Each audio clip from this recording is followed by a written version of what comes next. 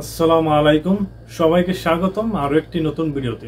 Saudi আরবে free ভিসায় আসার আগে অবশ্যই আপনাকে কিছু ফ্রি ভিসা সম্পর্কে জানতে হবে। আসলে ফ্রি ভিসা নামক কি কোনো ভিসা আছে কিনা? আপনি কি জানেন সবচেয়ে বেশি কোন ভিসার লোক অবৈধ?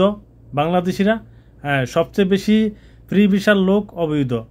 আর এই ফ্রি ভিসার লোক 3 ভাগের 2 ভাগে অবৈধ আর 1 ভাগ বৈধ থাকে। অবৈধ হওয়ার কারণ সবচেয়ে বড় সমস্যা হলো আমাদের দেশের দালাল আর যাকে তাকে বিশ্বাস। আপনাদেরকে 3 রকমের ফ্রি ভিসার কথা বলবো, যে ফ্রি ভিসার ভিতরে 3 রকম আছে এবং এই ফ্রি ভিসায় গিয়ে কিভাবে আপনি কোন কাজটা করবেন, কিভাবে করবেন।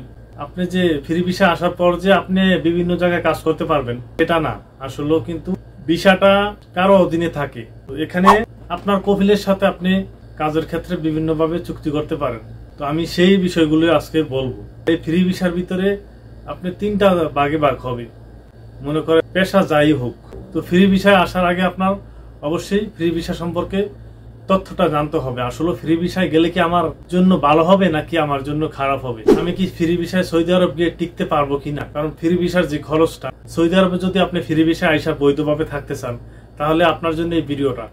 কারণ ফ্রি ভিসায় শুধু আসলেও হবে না, আপনি সৌদি আরবে আসবেন লক্ষ লক্ষ টাকা খরচ করে ফ্রি ভিসায়। তো আপনাকে দালালে এক একটা লোভ দেখাবে, এক একটা কথা বলে আপনাকে নিয়ে আসবে, অথচ বাস্তবতা আসলে কঠিন। তো ভিডিওটা আপনারা শেষ পর্যন্ত দেখবেন, না টেনে দেখলে আপনি কিছুই বুঝবেন না। এবং ভিডিওটা শেয়ার করে দিবেন, আপনার একটি শেয়ারের কারণে অন্য ভাই জানতে পারবে এই ফ্রি ভিসা নামক যে ভিসা আছে এটা আসলে কতটুকু নতুন প্রবাসীদের জন্য উপকারে আসে। আমি 3টা বিষয় বলবো। 1 নম্বর বিষয়টা হলো, ফ্রি ভিসা আসার পর আপনি কফিলকে ফায়দা দিয়ে যে কোনো জায়গায় কাজ করতে পারবেন।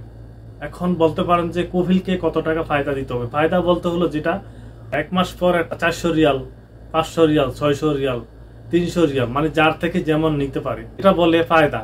ফায়দা মানে লাভ। এই লাভ দেওয়া লাগে প্রতি মাসে সৌদিদের।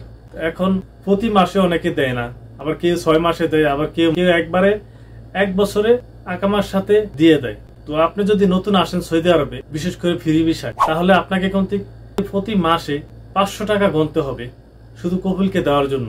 আর আপনার আকামা খরচ, আপনার বাসস্থান খরচ, আপনার খাবার খরচ, অর্থাৎ আপনি যেই টাকা ইনকাম করবেন সেই টাকা থেকে এই সমস্ত খরচগুলো হবে। ফ্রি ভিসায় আসার আগে অবশ্যই আপনাকে আগে ঠিক করতে হবে আসলে ফ্রি ভিসায় যাওয়ার পর আমি কি আমার কাজটা করে যেই টাকা উপার্জন করব সেই টাকা দিয়ে আর এখানে যে খরচটা আছে সেই খরচ দিয়ে টিকে থাকতে পারবো কিনা সেটা ভাবতে হবে। এইসব লোক আবার কি করে, বিভিন্ন সাপ্লাইতে যায়, সাপ্লাইতে গিয়ে কাজ করতে পারে। আর যদি ভালো সাপ্লাই কোম্পানি পরে, লেনদেন ভালো হয়, ঘন্টা হিসাবে কিন্তু ভালো টাকা আইসা পড়ে। আপনি ভিডিওটা দেখছেন, আপনি কি বিষয় আছেন অবশ্যই কমেন্টস করে জানাবেন। আপনি কি ফ্রি বিষয় আছেন নাকি কোম্পানির বিষয় আছেন? 2 নম্বর বিষয়টা হলো, ফ্রি বিষয় আসার পর অনেক বাংলাদেশি আমাদের বিশেষ করে যে তারা একটা গ্রুপ বাদে, মানে কফিলের আন্ডারে থাইকা মূলত মনে করেন যে একটা কাজ, যে কোনো কাজই কন্ট্যাক্ট নিয়ে করে। তো ওই যে ব্যক্তির কাছ থেকে কাজটা নেয় তার পেপার নেয় এবং কফিলের থেকে পেপার নেয়। কাজটা কতটুকু, কাজটা কত মিটার, সম্পূর্ণ কাজের বিবরণ ওই পেপারের ভিতরে লেখা থাকে এবং কি কফিলে যে অনুমতি দিছে এই কাজের সেটাও কিন্তু পেপারে লেখা থাকে। তো এই কাজটা কন্ট্যাক্ট করতে গিয়ে কফিলে কি করে, ফায়দা খায়। এখানে বলে আরবিতে মেজবা, যেটা মেজবা হিসাবে কাজ করে।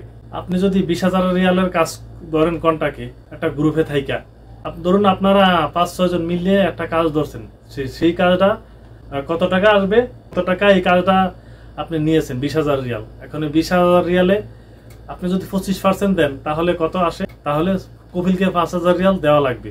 অর্থাৎ এখানে আর আপনাকে কোনো মাসিক ফায়দা দেওয়া লাগবে না। মাস শেষে যেটা টাকা দেওয়া লাগে 500 টাকা, 400 টাকা, এখানে কিন্তু সেটা দেওয়া লাগবে না। এই হিসাবেও করে অনেকে, এভাবেও করে। আর বছর শেষে যে আকামাটা সেটা আপনার টাকা থেকে যাবে, অর্থাৎ শুধু কফিলে পার্সেন্টেজ নিবে আপনার থেকে। 3 নাম্বার যেটা ফ্রি ভিসা সেটা হলো আরো ভয়ানক। এই ফ্রি ভিসার কথা বললে, পুরাপুরি বিস্তারিত জানলে আসলে আপনি বলবেন না যে এটা ফ্রি ভিসা। এটা মনে করবেন যে ছোটখাটো কোম্পানি। এই লোকগুলা ফ্রি ভিসায় আইসাই কফিলের আন্ডারে থাইকা, কফিলের মুআসাসা বলে, কফিলের গ্রুপে থাইকা কফিলে কাজ ধরে, কফিলের কাজগুলাই করে। এই কফিলে কাজ করে তাদের কি করে, বেতন দেয়। তো সেটা কিন্তু ছোটখাটো একটা কোম্পানির মতোই বলতে পারেন।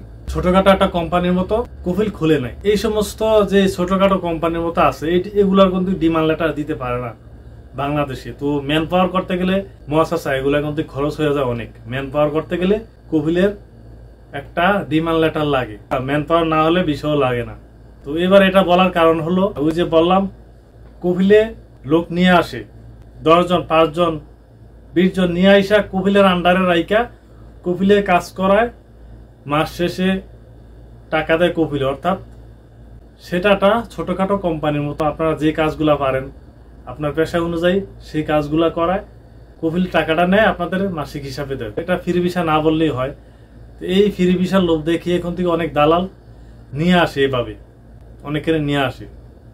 এখন বলে রাখি যে ফ্রি ভিসায় কাদের আসা উচিত। ফ্রি ভিসায় আসা উচিত হলো আপনি যদি কোনো একটা কাজের উপরে ভালো একটা দক্ষতা আছে, সেই কাজটা আপনার এখানে কেউ দিতে পারবে, গ্যারান্টি দিয়ে বলে যে আমি এই কাজটা তোমাকে দিতে পারবো, তুমি যেহেতু এই কাজটা পারো আমি এই কাজে তোমাকে লাগিয়ে দিব। তো আপনি যখন একটা কাজের উপর দক্ষ হবেন পুরোপুরি, সেই কাজটা যখন এখানে আইসা করতে পারবেন, আপনাকে গ্যারান্টি দিবে যে এই কাজটা আপনাকে দিবে, আপনি করতে পারবেন এই কাজটা এখানে আসার পর। সেক্ষেত্রে আপনার জন্য ফ্রি ভিসা আসলে ভালো। আর যদি আপনি কাজ না জানেন তাহলে ফ্রি ভিসা আইসা কোনো লাভ নাই। 3 ভাগের 1 ভাগ লোক আকামা থাকে যারা এই ফ্রি ভিসা নামক আসে। তো অনেকে আসে বুঝে আসে, অনেকে আছে না বুঝে আসে। দালাল এক একটা বলে বুঝিয়ে শুনিয়ে তাকে কোন থেকে নিয়ে আসে। আপনারা ফ্রি ভিসা সম্পর্কে অবশ্যই জানতে পারছেন। যদি আপনাদের আর কোনো মতামত থাকে অবশ্যই আপনারা কমেন্টস করে জানাবেন, আর অবশ্যই ভিডিওটা শেয়ার করে দিবেন। চ্যানেলটিতে নতুন হলে চ্যানেলটিতে সাবস্ক্রাইব করে দিবেন। পরবর্তী নতুন নতুন ভিডিও পেতে এরকম সৌদি আরবের